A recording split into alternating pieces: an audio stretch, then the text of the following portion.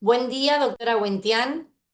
Ya. Buen día. Bueno, vamos a continuar con la etapa técnica del concurso 260, en este caso con su examen oral. Presentamos y agradecemos a los doctores integrantes del jurado, al doctor Leopoldo Peralta Mariscal y la doctora Laila Smith.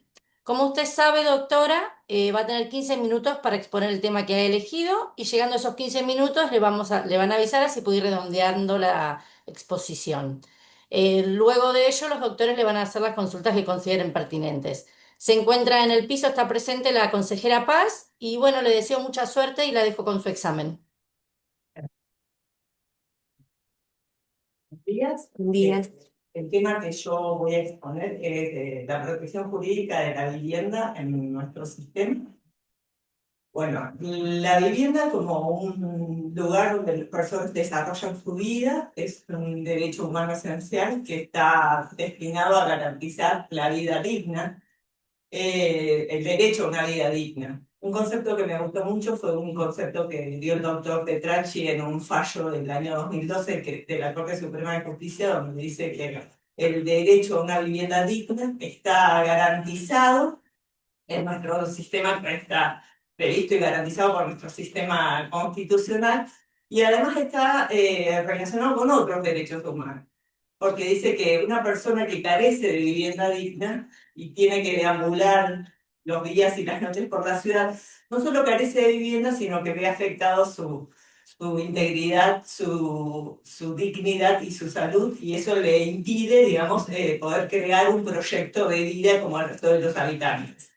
El derecho a una vivienda digna también está previsto en el artículo 14 de nuestra Constitución, en la última parte, cuando dice que una ley dispondrá, y en la última parte dice el derecho a una vivienda digna. Con la reforma constitucional del año 1994 se incorporaron a nuestro sistema legal los pactos internacionales, y en distintos pactos internacionales está previsto el derecho a la vivienda como un derecho humano esencial, entre ellos la Declaración Americana de Derechos Humanos, el Pacto Internacional de Derechos Económicos, eh, el Pacto Internacional de Derechos Culturales Económicos, Culturales y Sociales, la Convención de los Derechos del Niño, la CEDAW, la Convención sobre los Derechos, la Convención sobre la Eliminación de toda discriminación racial, entre otros. Con la reforma del Código Civil en el 2015 se dio una protección, digamos, más específica respecto del derecho a la vivienda en dos aspectos. Se reguló por una parte el derecho humano como derecho humano individual en la parte general del 244 al 256, y luego en el libro respecto del derecho de familia, de acuerdo a la organización familiar, se reguló específicamente para el matrimonio y respecto de las uniones convivenciales. Digamos, uno de los fundamentos en los fundamentos de la,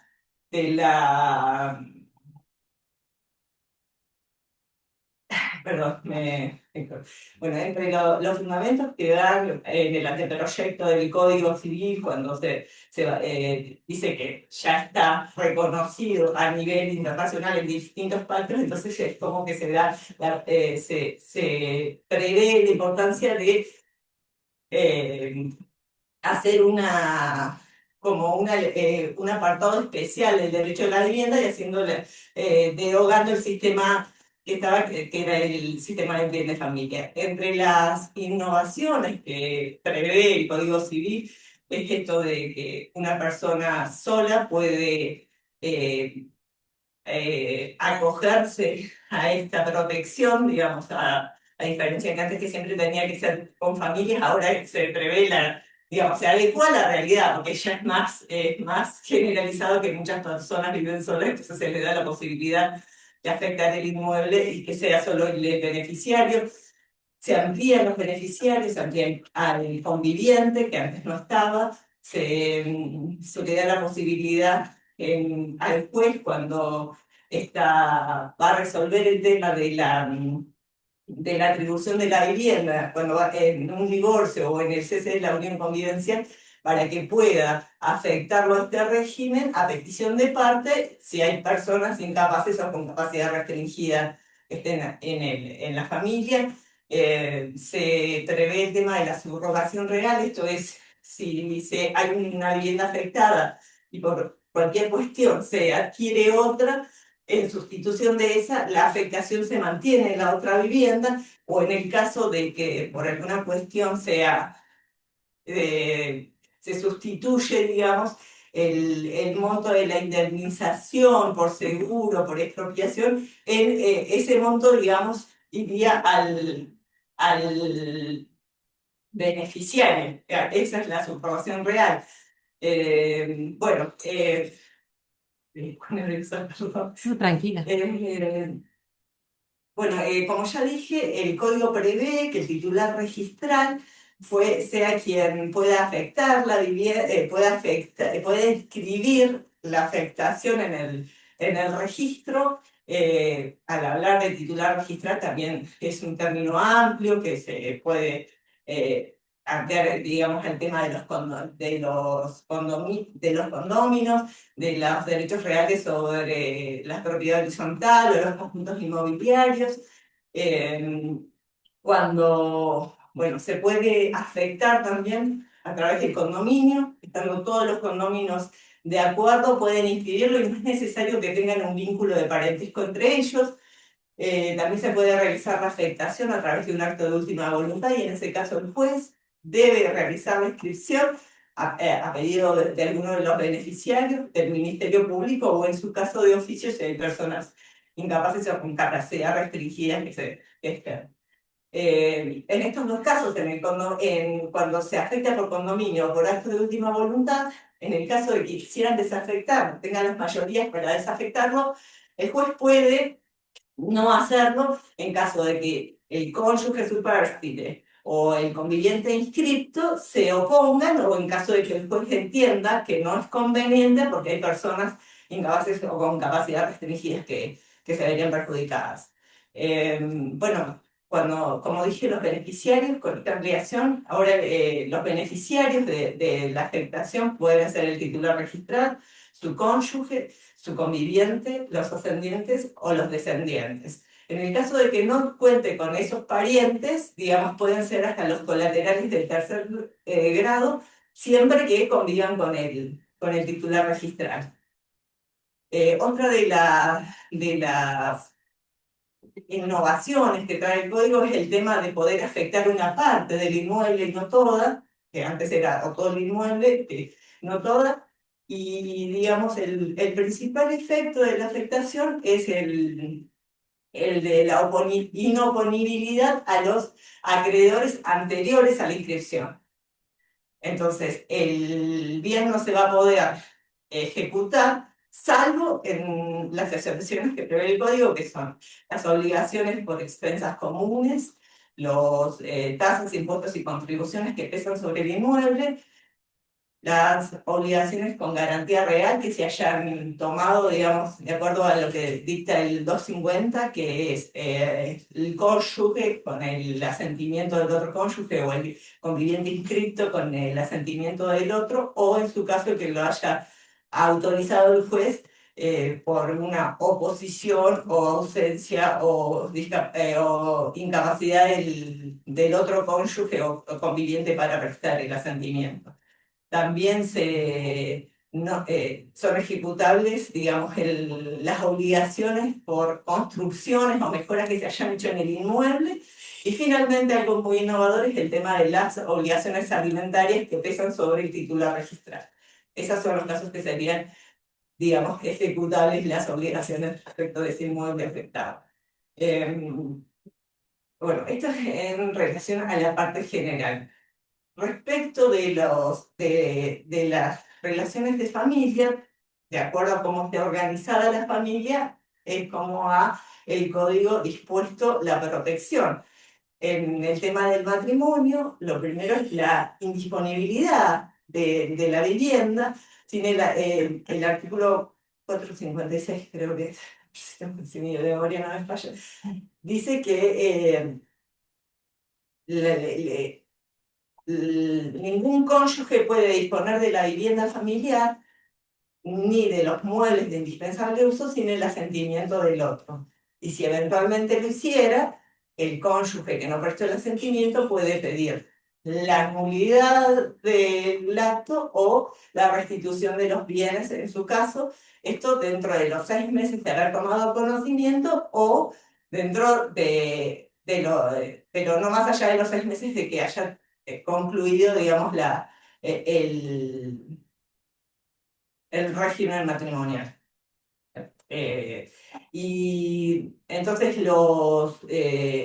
digamos, la vivienda no se va a poder ejecutar por actos que se hayan efectuado luego del matrimonio, sin perjuicio de ello, si los cónyuges de común acuerdo tomaron la deuda o uno con el asentimiento del otro, en ese caso sí va a ser ejecutable. El código, cuando habla del tema del asentimiento, en el 457, dice que respecto del asentimiento tiene que ser respecto del acto en sí y no y sus elementos constitutivos. Y a continuación, cuando habla del mandato entre cónyuges, veda la posibilidad de que se le otorgue un mandato para prestar la conformidad del 456. En el caso de las uniones convivenciales, es requisito que la unión convivencial esté escrita. Si no, no hay protección de la vivienda, digamos, esa es una diferencia importante, porque si bien la inscripción es a los solos fines de probatorios en la unión convivencial, en este caso es fundamental, porque si no está escrita, el código no prevé. El código dice que las uniones convivenciales inscritas lo mismo, esto, que uno de los convivientes no puede disponer de la vivienda sin el asentimiento del otro y, y en caso de que ni de la vivienda ni de los bienes de indispensable uso, y en caso de que así suceda, el otro, el conviviente, va a poder plantear la nulidad, pero es dentro de los 6 meses que habrá tomado conocimiento y la convivencia debe continuar. Bueno, bueno, ahora voy a hablar el tema de la atribución de la vivienda como, digamos, protección también aquí en el régimen del matrimonio y de la unión convivencial. Respecto al matrimonio, el artículo 443 prevé que el juez puede atribuir a petición de parte el inmueble a uno de los cónyuges y, digamos, de acuerdo va a evaluar la pertinencia y en su caso los requisitos y el tiempo por el cual se va a otorgar. Lo que se tiene en cuenta es la atribución, quién está a cargo de los niños, el tema de quién está en mejores condiciones para proveerse de una vivienda, eh, la edad y el grado de capacitación de cada uno de los cónyuges y también la situación de las otras personas que conviven con esa persona a la que se le va a atribuir. La otra parte puede solicitar una renta compensatoria que el juez debería fijar por la privación de este uso, digamos, de la vivienda. En las uniones convivenciales también el juez puede, a pedido de parte, otorgar la atribución de la vivienda que fuera sede de la unión convivencial a la parte que lo pide y va a tener en cuenta el tema de quién está a cargo del cuidado de los chicos y el tema de si no tiene la posibilidad o no de obtener una vivienda y ante la imposibilidad, digamos, sería una de las causales para que se otorgue la atribución. Eh, de la misma manera que en el matrimonio, la otra parte puede pedir la atribución de la vivienda, perdón, la atribución de la fijación de una renta compensatoria por el uso de la vivienda, lo que el juez debería fijar de acuerdo a las características del caso. Y no, ahí fui muy rápido, me parece, terminé antes. Tenés un minuto, pero está perfecto.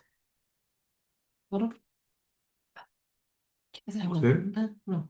Yo voy a hacer un par de preguntas, ¿no? Sí.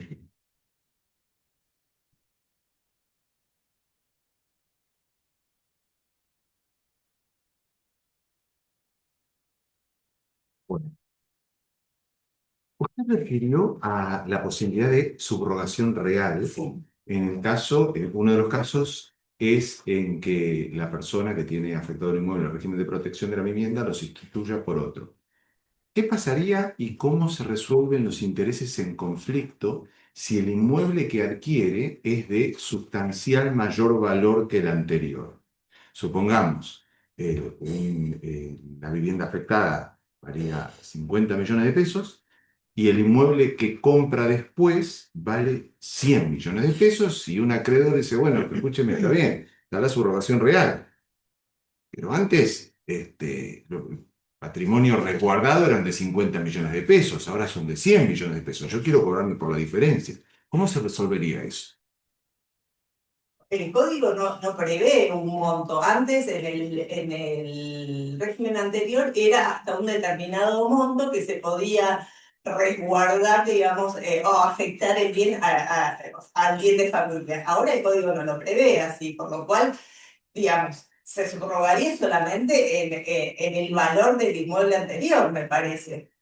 Porque además, si la parte, digamos, adquiere otro bien, el sistema prevé que es un solo bien el que se puede afectar al régimen protectorio. Si él, digamos, adquiere otra vivienda por ese monto, seguramente tiene más bienes. Lo que sí ¿O no? o no.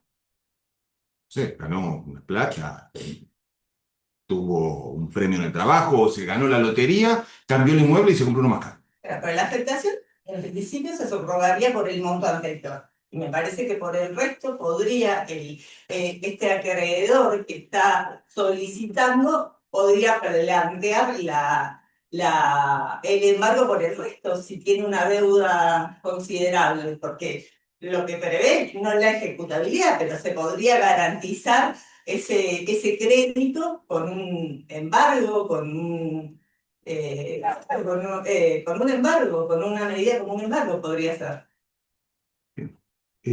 Segunda y última. ¿Estaría legitimado para afectar al régimen de protección de la vivienda el titular de un derecho real de habitación? No, no, porque solamente en el derecho real de habitación lo que tiene es el uso de ese inmueble a los fines de habitación, justamente, es para resguardar su derecho a habitación. No es un titular de los que prevé, digamos, si bien es un titular de un derecho real, no es un no podría, no podría, porque es más acotado su derecho.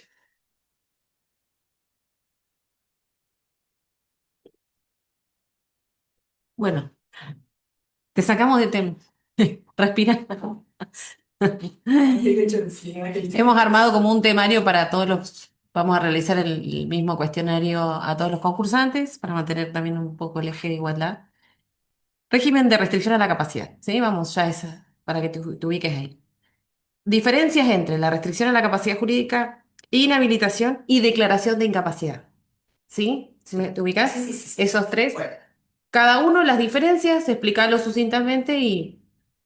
bueno, como el código prevé que el principio general es la capacidad. Las restricciones a la capacidad son excepcionales y son Ok. previo a hacer un proceso que es judicial. La restricción a la capacidad es, eh, digamos, como la palabra lo dice, se le restringe a determinados aspectos de la vida a la persona luego de un informe interdisciplinario, que así lo dispone, o sea, que así lo sugiere, digamos, y de acuerdo a lo que surja en el expediente, el juez en su sentencia va a disponer para qué actos se le restringe la capacidad y qué actos va a poder hacer. En el caso de la inhabilitación, actualmente se prevé solamente para el tema de una cuestión patrimonial. Digamos, es la persona que tiene una adicción al juego, una cosa así, y puede poner en riesgo el patrimonio de su familia, pueden pedir a través del juez también la inhabilitación para los actos patrimoniales de disposición y es mientras dure esa afección, digamos. Y Incapacidad. La incapacidad está previsto en el artículo 32 de Infine, donde es para los casos extremos, donde la persona está incapacitada para prestar todo tipo de voluntad. Será más que nada en las personas que nacieron con algún tipo de discapacidad que les impide totalmente manifestar su voluntad. Entonces, para esos casos se sustituye su voluntad a través del curador. En general es la familia, no es que, y bueno, si no tiene familia, deberá ser el Estado quien le provea a la persona que se hará cargo de esa persona declarada incapaz. Bien, eso ahí te referiste a los apoyos. Y en relación a los otros institutos, los apoyos, porque los referiste bien, ¿cómo serían los apoyos? ¿Cómo son? ¿Cómo están regulados? Y están regulados en el código como son herramientas que le permiten a la persona ejercer la capacidad residual, digamos, porque se la restringe para determinados casos, para determinados actos, pero para todo el resto va a contar con estas personas, que en general también son la familia, para, no sé, para concurrir a la escuela, para que les consigan, o sea, para que ellos puedan desarrollar su vida de manera lo más normal posible, digamos. Esto es porque lo que se trata es de que la persona con algún tipo de restricción pueda ejercer sus derechos como todas las demás. Es un tema de igualdad y no De discriminación, ajustes, ¿no? digamos. También. Claro, así es, claro, sí, lo dice el código, ajustes razonables para que ellos puedan eh, realizar su vida normal. Bien. ¿Está bien para vos? ¿Sí? Pasamos a la otra, ¿sí? Te paso olímpicamente alimentos. El gran problema, ¿no? Tenemos una sentencia judicial y entonces de alimentos. Sí. ¿Qué medidas puede tomar el juez para asegurar el cumplimiento de esta prestación alimentaria ante incumplimientos reiterados del alimentante, ¿no? Ya tenemos la sentencia. Tenemos la sentencia, un Sí. progenitor renuente, Sí. bueno, es algo que lo vas a ver de posicionarte en el cargo, ¿no? Lo Sí. ves mucho en la defensoría, que tenemos la sentencia muy linda y esa mamá o esa persona o ese papá, indiferentemente, no puede percibir, digamos, el aporte alimentario que fijó el juez a favor de personas menores de edad o personas con discapacidad o lo que sea. ¿Cómo hacemos? Hay distintas. Bueno, el caso hay muchas veces que pasa que la parte viene, tiene un salario registrado, todo, dice, no, yo lo voy a pagar, no quiero que me hagan el descuento automático porque creo que es un embargo, ¿no? Nada. Si no cumple, ahí se lo intima y si no, se ordena el descuento automático, que no es un embargo, pero muchos hombres o muchos alimentantes creen que es un embargo. En el caso de que no tenga un sueldo registrado, Vamos es a más lo otro, a complicado. los informales que trabajan Ah, en la informalidad y que realmente es no son muy... renuentes al pago de la obligación alimentaria.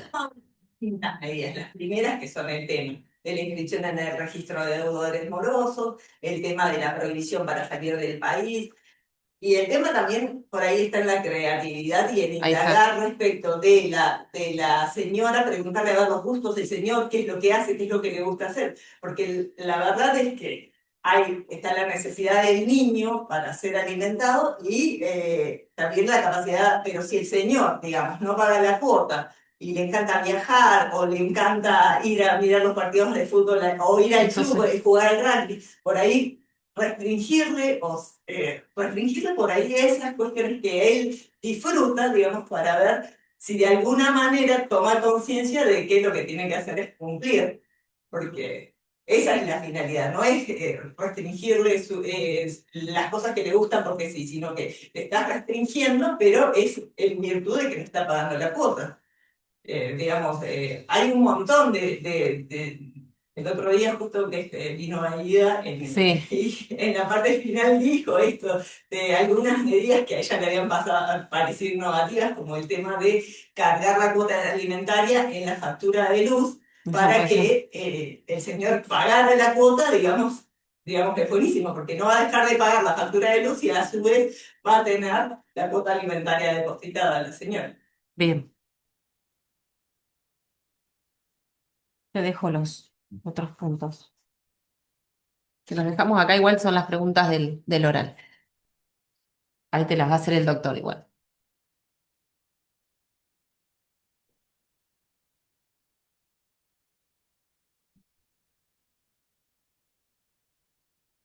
Bueno, sí, de todas maneras, veo que usted la leyó, pero vamos a decirla en voz alta para Sí, que, parece. Sí. para que quede grabado. Un paciente se encuentra con respirador artificial en estado de inconsciencia. Un hijo pide el retiro de los soportes vitales para textualmente asegurarle una muerte digna. Y el otro hijo, son dos hijos, el otro hijo se opone. El paciente no dejó ninguna directiva al respecto.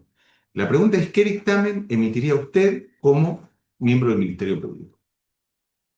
Primero pediría un informe médico, porque digamos, esto ya pasó lamentablemente con el caso de Marcelo Díez, hace muchos años aquí en Neuquén, fue algo reconocido a nivel nación, digamos, donde llegó a la Corte el caso y la Corte dijo que esto no era algo que debiera ser judicializado, de hecho, es algo que con el dictamen médico es como tenés que resolver, porque digamos, de acuerdo a lo que la medicina diga, si tiene posibilidades de, con el soporte médico que se le está dando, el soporte vital que se le está dando, le estás, lo estás manteniendo vivo o le estás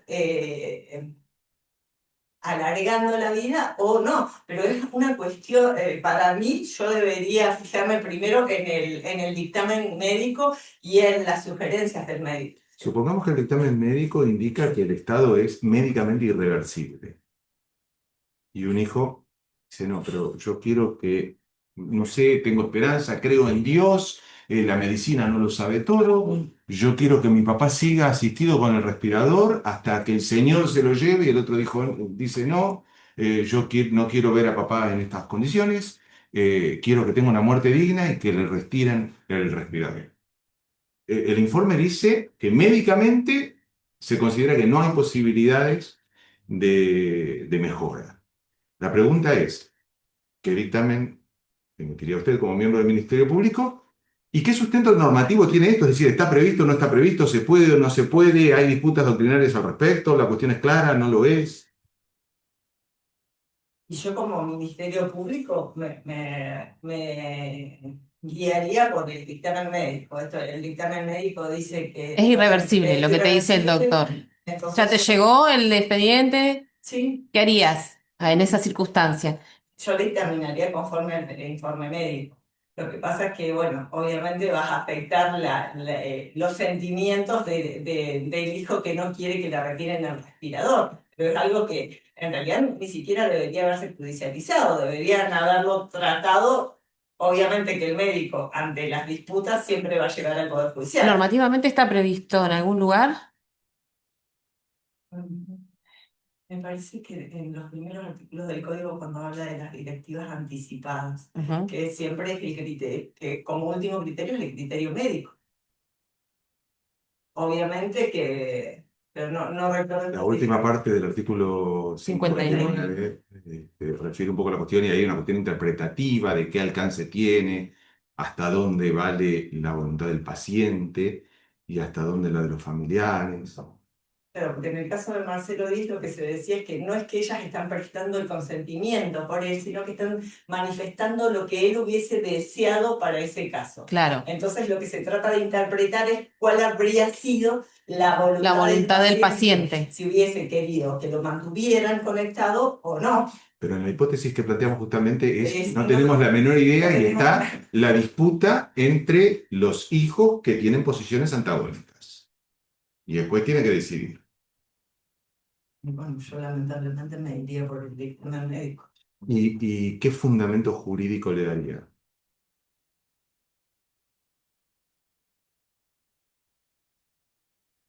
Y bueno, que es un acto personalísimo y que solamente la persona puede, digamos, dar las directivas anticipadas. Que en el caso hay un hecho objetivo de que no puede prestar su consentimiento informado y que el dictamen médico está dando una resolución, digamos, que diciendo que es irreversible. fundándome en eso, en la imposibilidad del paciente de prestar el consentimiento informado El consentimiento informado para el retiro. para el retiro. Y si no lo puede prestar, ¿por qué le diríamos que sí entonces? Porque no diríamos, bueno, lo dejamos así justamente porque no lo puede prestar. Le diríamos que no,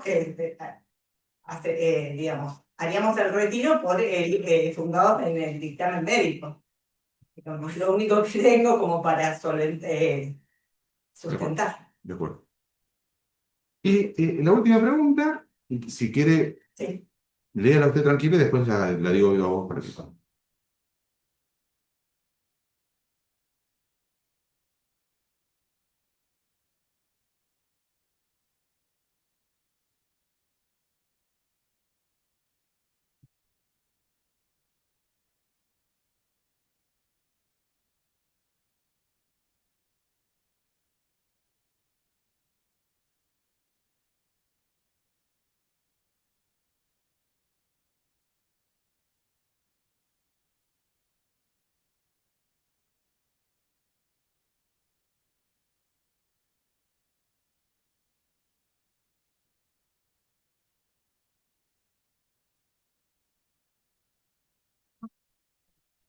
Bueno, la pregunta es, ¿se presenta espontáneamente en su defensoría una persona a quien la noche anterior sacaron de su casa a punta de pistola?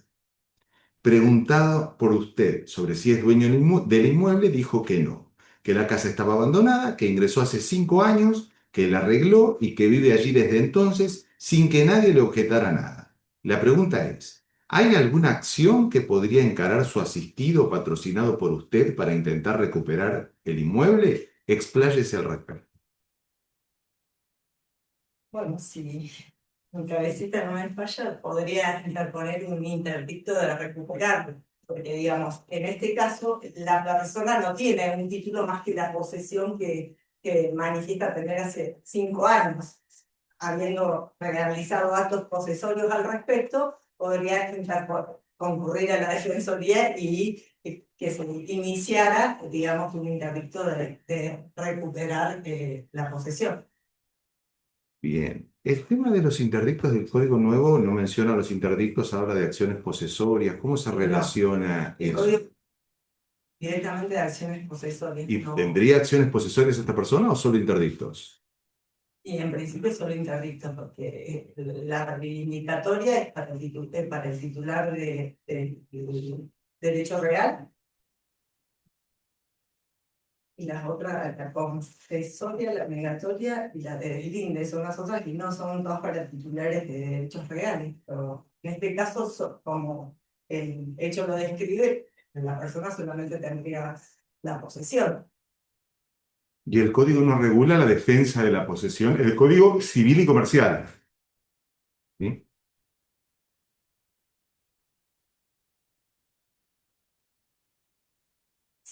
Sí, pero no lo recuerdo. O sea, porque claro, los interdictos están en el código procesal, no están en el código nuevo y no se refiere a interdictos. Pero sí, tiene, aquí, en la parte de la posesión, habla de, tiene acciones para protegerlo, pero no las recuerdo. Pero sí, tiene un apartado respecto, porque sí habla de la posesión y de la defensa de la posesión. Pero en este momento no lo-